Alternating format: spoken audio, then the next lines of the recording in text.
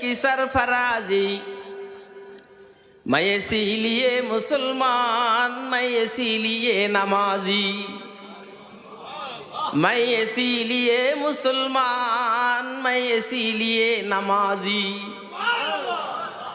কারো জিন্দেগির টার্গেট হলো চেয়ারম্যান হওয়া, কারো জিন্দেগির টার্গেট হইলো এমপি হওয়া, কারো জিন্দেগির টার্গেট হলো মন্ত্রী হওয়া, কারো জিন্দেগির টার্গেট হইলো ব্যারিস্টার হওয়া, অ্যাডভোকেট, ডাক্তার হওয়া, কারো জিন্দেগির টার্গেট হলো আরো উপরে যাওয়া।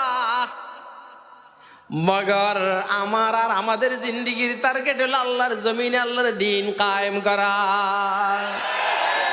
मेरी जिंदगी का मकसद तेरे दी की सरफराजी ओ मौला, मेरी जिंदगी का मकसद तेरे दी की सरफराजी।